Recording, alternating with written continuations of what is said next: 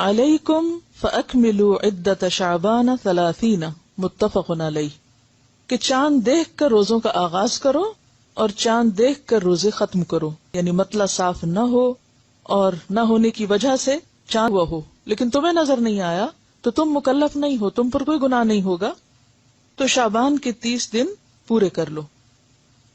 تو اس سے بھی کیا پتہ چلتا ہے کہ اس میں قمری کیلنڈر تبدیل ہوتا رہتا ہے۔ پچھلے سال آپ کو یاد ہوگا کہ اب سے 10 دن بعد روزے شروع ہوئے تھے، پھر اس کے بعد اگلے سال آپ اندازہ کریں کہ تھوڑا سا اور پیچھے چلے جائیں گے، اور اس طرح عبادت جو ہے وہ ہر موسم میں، کہ بندہ مومن ہر حال میں اللہ کا بندہ ہے، چاہے سردی ہو یا گرمی۔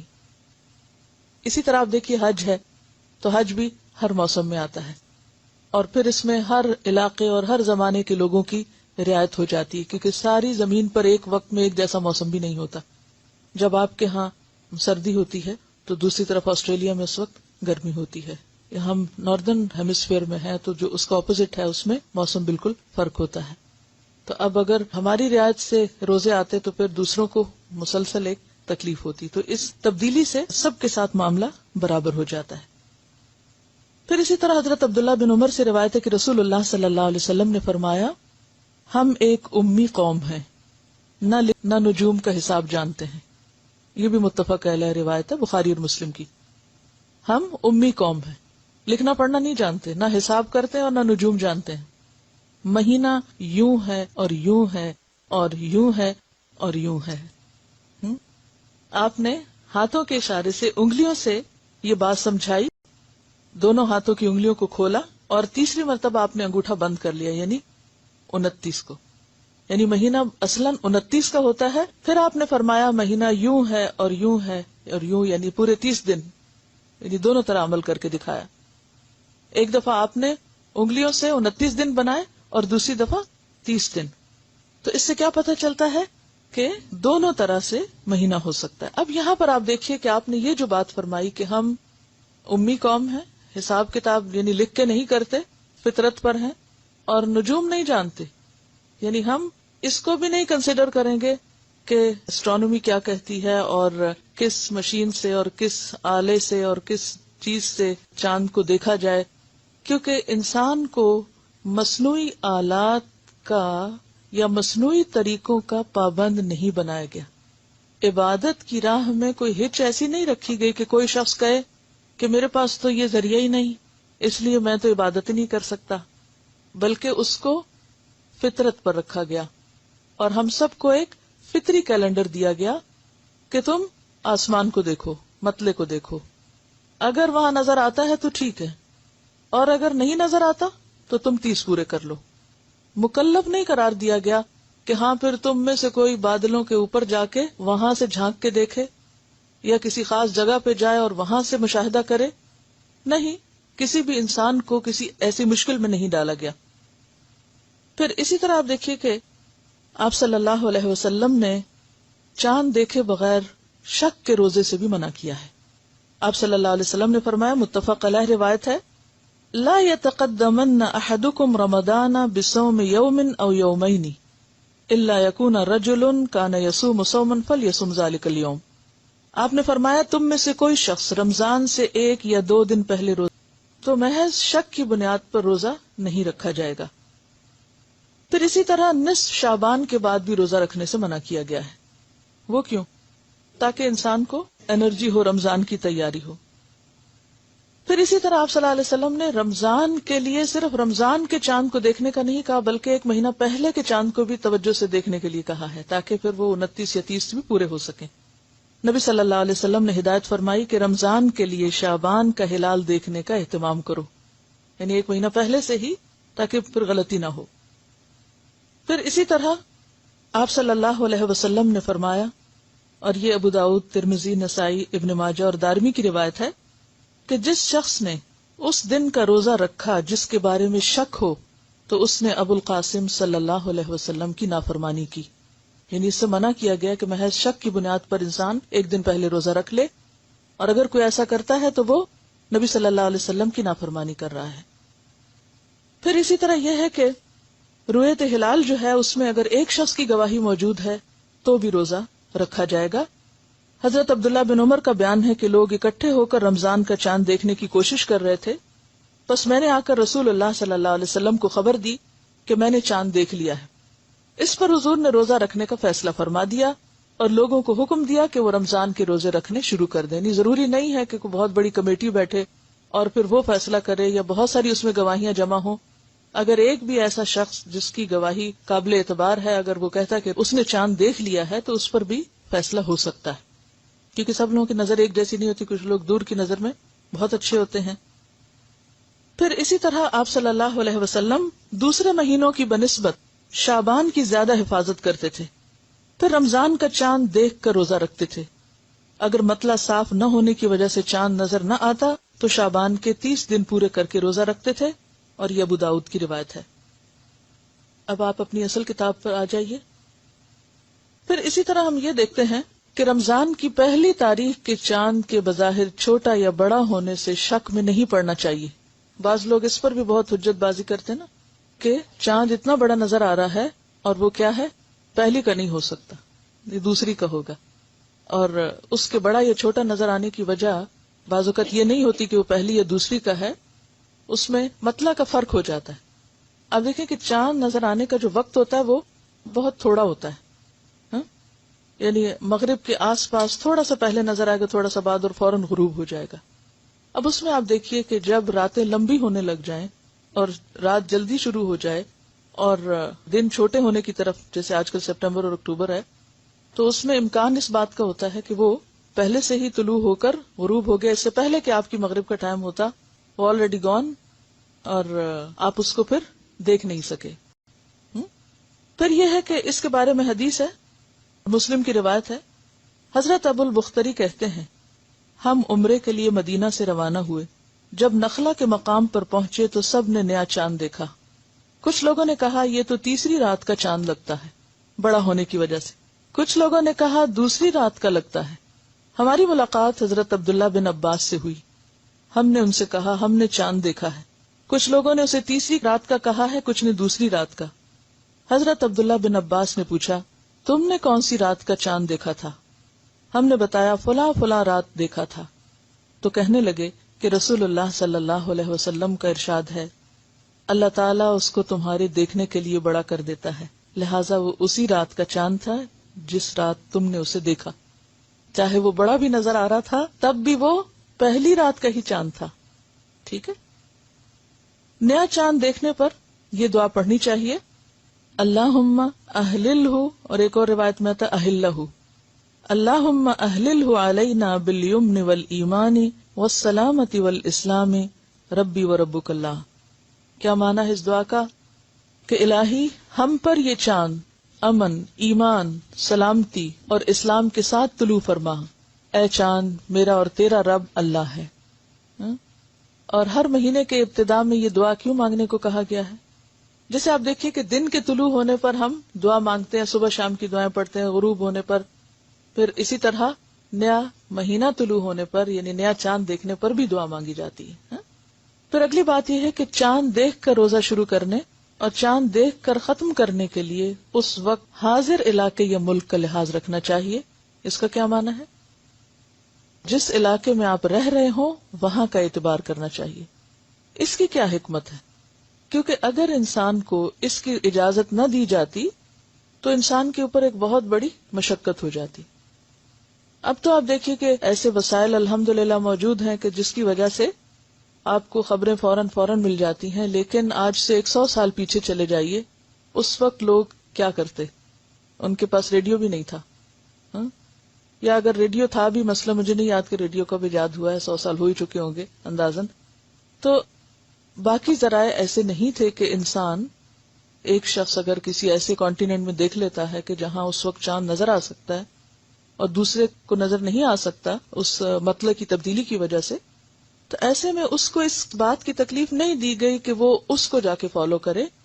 اس کے لیے کیا ہے کہ وہ اپنا الگ کیلنڈر دیکھے۔ اگلی بات ہے کہ دوران رمضان ایک ملک سے دوسرے ملک سفر کرنے پر اگر مسافروں کے روزوں کی تعداد حاضر علاقے میں ماہ رمضان کے روزوں کی تعداد سے زائد بنتی ہو تو زائد دنوں کے روزے ترک کر دینے چاہیے۔ یا نفل روزے کی نیت سے رکھنے چاہیے.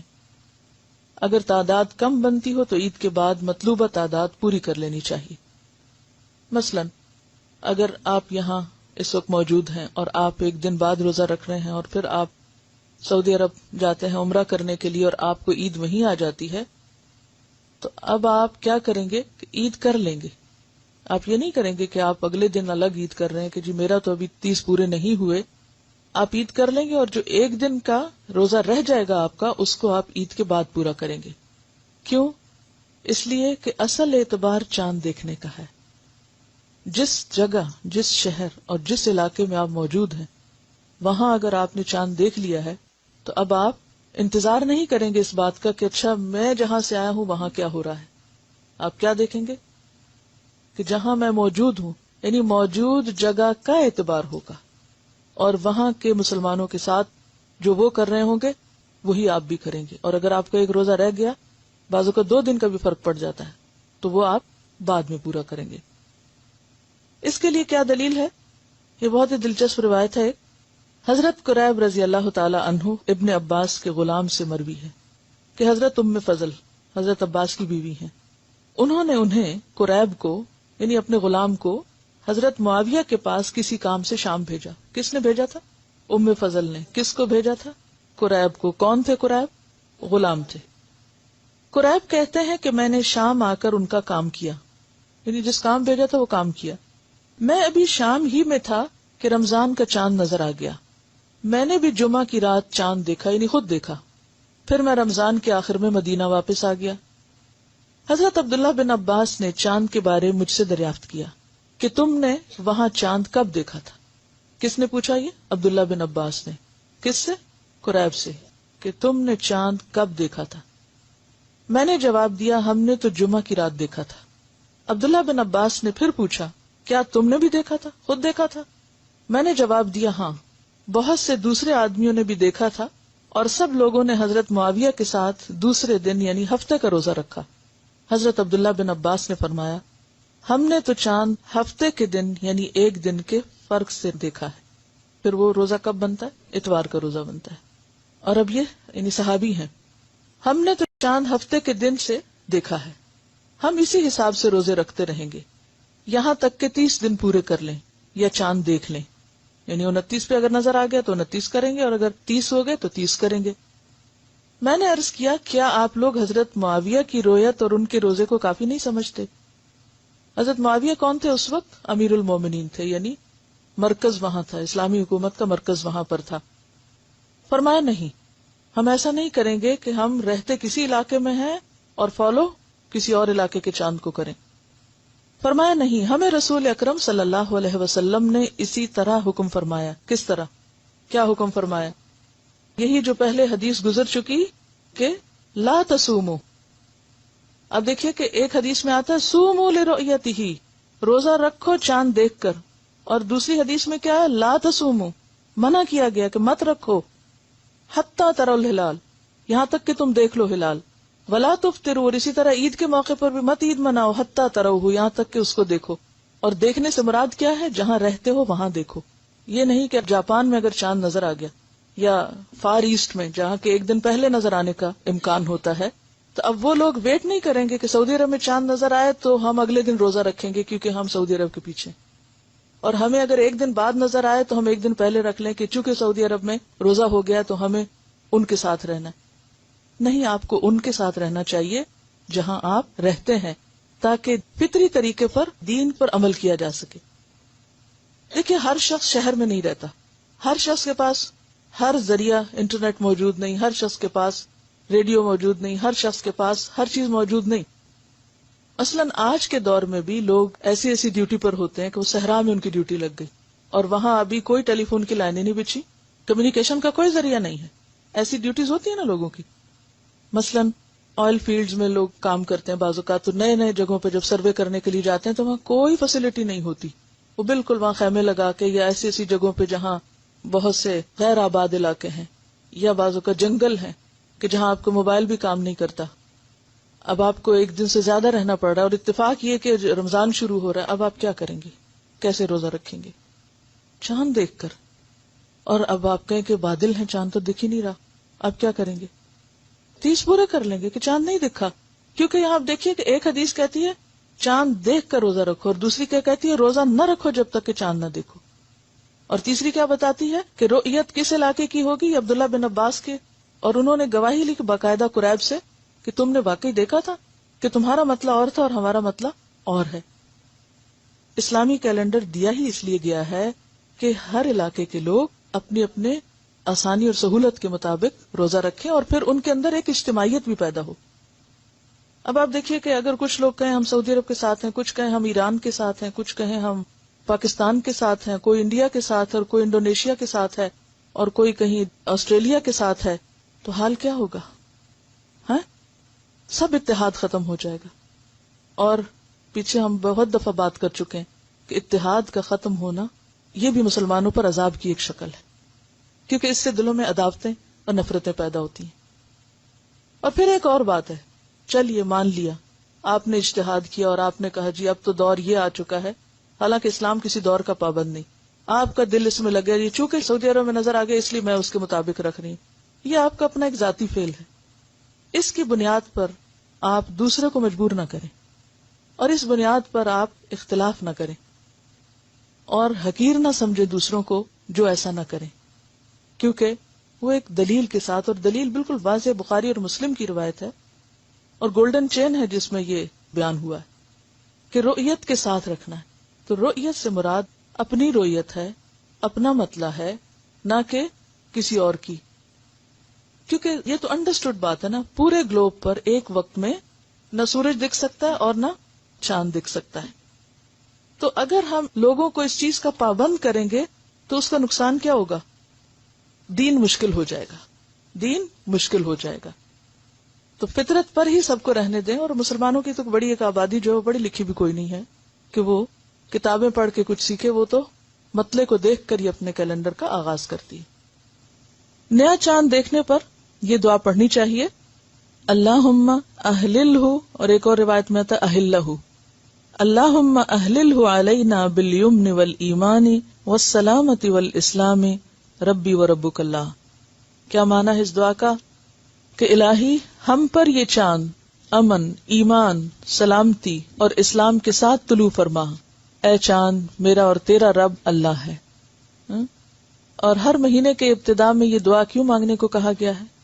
جیسے آپ دیکھیے کہ دن کے طلوع ہونے پر ہم دعا مانگتے ہیں، صبح شام کی دعائیں پڑھتے ہیں، غروب ہونے پر، پھر اسی طرح نیا مہینہ طلوع ہونے پر یعنی نیا چاند دیکھنے پر بھی دعا مانگی. وآخر دعوانا ان الحمد للہ رب العالمین. سبحانک اللہم و بحمدک، اشہد ان لا الہ الا انت، استغفرک و اتوب الیک. السلام علیکم و رحمۃ اللہ وبرکاتہ. السلام علیکم و رحمۃ اللہ وبرکاتہ. نحمده ونصلی علی رسولہ الکریم، اما بعد فاعوذ باللہ من الشیطان الرجیم. بسم اللہ الرحمن الرحیم. رب اشرح لی صدری ویسر لی امری واحلل عقدۃ من لسانی یفقہوا قولی. رؤیۃ الہلال، چاند دیکھنے کے مسائل. رمضان المبارک کا چاند دیکھ کر روزے شروع کرنے چاہیے. شعبان کے آخر میں اگر مطلع ابر آلود ہو تو شعبان کے 30 دن پورے کرنے چاہیے. اگر رمضان کے آخر میں مطلع ابر آلود ہو تو رمضان کے 30 دن پورے کرنے چاہیے. مطلع کس کو کہتے ہیں؟ جہاں چاند طلوع ہوتا ہے، طلوع ہونے کی جگہ. یعنی بادل اگر اس جگہ پر آ گئے ہیں جہاں سے چاند نکلتا ہے تو پھر 30 دن پورے کر لینے چاہیے. دلیل کیا ہے؟ عن ابن عمر رضی اللہ عنہما قال قال رسول اللہ صلی اللہ علیہ وسلم لا تصوموا حتى تروا الهلال ولا تفطروا حتى تروه فإن غم عليكم فأقدروا له. متفق علیہ.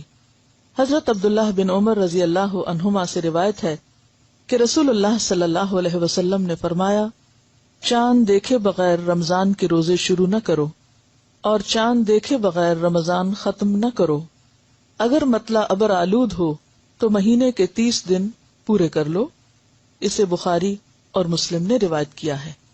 تو اس سے پتہ کیا چلتا ہے کہ رمضان کا آغاز چاند دیکھنے سے ہوتا ہے اور جب تک چاند نظر نہ آئے تو روزہ نہیں رکھنا چاہیے، اور اسی طرح جب تک عید کا چاند نظر نہ آئے تو اس وقت تک عید بھی نہیں منانی چاہیے۔ اس کے بارے میں ایک اور روایت میں آتا ہے، فرمایا قال الشہر 29 لیلۃ، یہ آپ کی کتاب میں نہیں، یہ وضاحتی طور پر ایک اور جگہ سے، مشکات المصابیح شاید آپ کے پاس ہو کتاب، اس میں حدیث موجود ہے، بہرحال بخاری اور مسلم ہی کی ہے یہ بھی۔ قال الشہر 29 لیلۃ فلا تصوموا حتى تروه فإن غم علیکم فأکملوا العدۃ 30۔ حضرت عبداللہ بن عمر ہی کی روایت ہے یہ، اور یہ دوسری روایت ہے جس میں آتا ہے کہ آپ صلی اللہ علیہ وسلم نے فرمایا مہینہ 29 دن کا ہوتا ہے، بس روزہ رکھنا شروع نہ کرو جب تک کہ ہلال نہ دیکھ لو، پھر اگر مطلع صاف نہ ہونے کی وجہ سے وہ تم کو نظر نہ آئے تو شعبان کے 30 دن پورے کر لو۔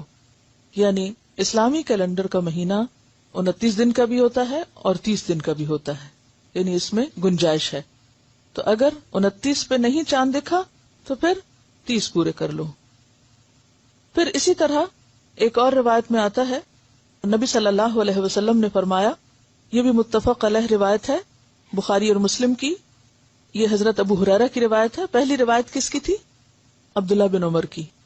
یہ حضرت ابو ہریرہ کی روایت ہے کہ رسول اللہ صلی اللہ علیہ وسلم نے فرمایا صوموا لرؤیتہ وافطروا لرؤیتہ فإن غم علیکم فأکملوا عدۃ شعبان 30، متفق علیہ، کہ چاند دیکھ کر روزوں کا آغاز کرو اور چاند دیکھ کر روزے ختم کرو، پھر اگر چاند یعنی مطلع صاف نہ ہو اور نہ ہونے کی وجہ سے چاند تم سے چھپا رہ جائے، یعنی چاہے نکلا ہوا ہو لیکن تمہیں نظر نہیں آیا، تو تم مکلف نہیں ہو، تم پر کوئی گناہ نہیں ہوگا، تو شعبان کے 30 دن پورے کر لو۔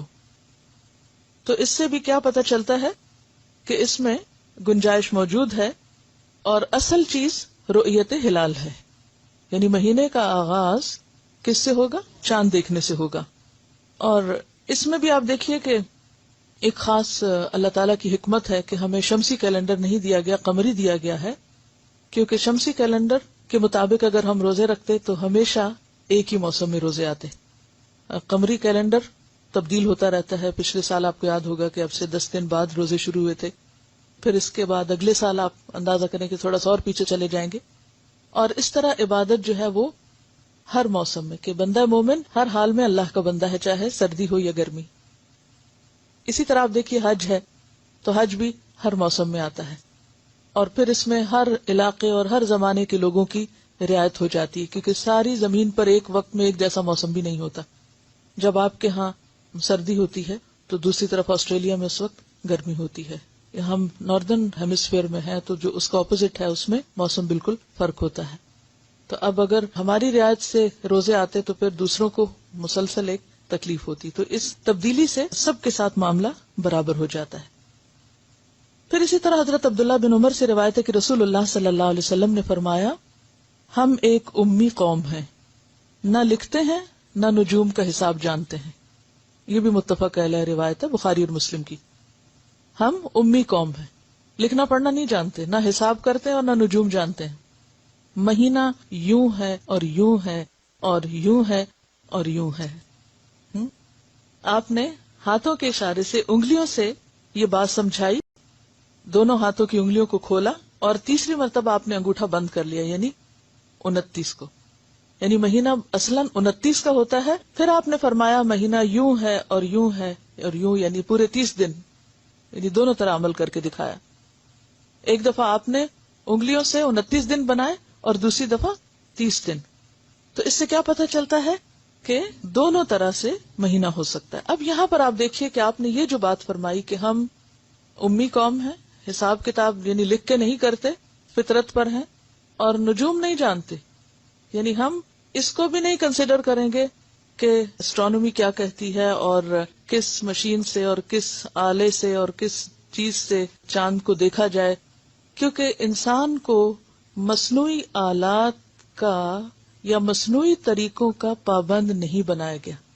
عبادت کی راہ میں کوئی ہچ ایسی نہیں رکھی گئی کہ کوئی شخص کہے کہ میرے پاس تو یہ ذریعہ ہی نہیں، اس لیے میں تو عبادت ہی نہیں کر سکتا، بلکہ اس کو فطرت پر رکھا گیا اور ہم سب کو ایک فطری کیلنڈر دیا گیا کہ تم آسمان کو دیکھو، مطلع کو دیکھو، اگر وہاں نظر آتا ہے تو ٹھیک ہے، اور اگر نہیں نظر آتا تو تم 30 پورے کر لو۔ مکلف نہیں قرار دیا گیا کہ ہاں پھر تم میں سے کوئی بادلوں کے اوپر جا کے وہاں سے جھانک کے دیکھے یا کسی خاص جگہ پہ جائے اور وہاں سے مشاہدہ کرے، نہیں، کسی بھی انسان کو کسی ایسی مشکل میں نہیں ڈالا گیا۔ پھر اسی طرح آپ دیکھیے کہ آپ صلی اللہ علیہ وسلم نے چاند دیکھے بغیر شک کے روزے سے بھی منع کیا ہے۔ آپ صلی اللہ علیہ وسلم نے فرمایا، متفق علیہ روایت ہے، قدمن احدکم رمضان بصوم یوم او یومین الا یکون رجل کان یصوم صوما فلیصم ذلک اليوم۔ آپ نے فرمایا تم میں سے کوئی شخص رمضان سے 1 یا 2 دن پہلے روزہ نہ رکھے، یعنی منع کیا گیا، الا یہ کہ کوئی شخص معمول میں اس دن کا روزہ رکھتا ہو، یعنی اس کی عادت ہے کہ وہ 1 دن چھوڑ کے 1 دن روزہ رکھ رہا ہے، صوم داؤدی جس کو کہتے ہیں، کہ کثرت سے کوئی روزے رکھنے والا ہے اور اس کا اس دن روزہ پڑ گیا، یعنی اس سے 1 دن پہلے اس نے چھوڑا ہوا تھا اور وہ اس دن اپنے طریقے پہ رکھ رہا ہے، لیکن وہ شک کا روزہ نہیں رکھ رہا کہ کیا پتا آج روزہ ہو اور پھر میں نے نہ رکھا تو میری ایک عبادت چھوٹ جائے گی، اس شک سے بھی نکال دیا گیا۔ تو جس شخص کی عادت ہو وہ تو رکھ سکتا ہے، لیکن اگر کسی کی عادت نہیں تو محض شک کی بنیاد پر روزہ نہیں رکھا جائے گا۔ پھر اسی طرح نصف شعبان کے بعد بھی روزہ رکھنے سے منع کیا گیا ہے۔ وہ کیوں؟ تاکہ انسان کو انرجی ہو، رمضان کی تیاری ہو۔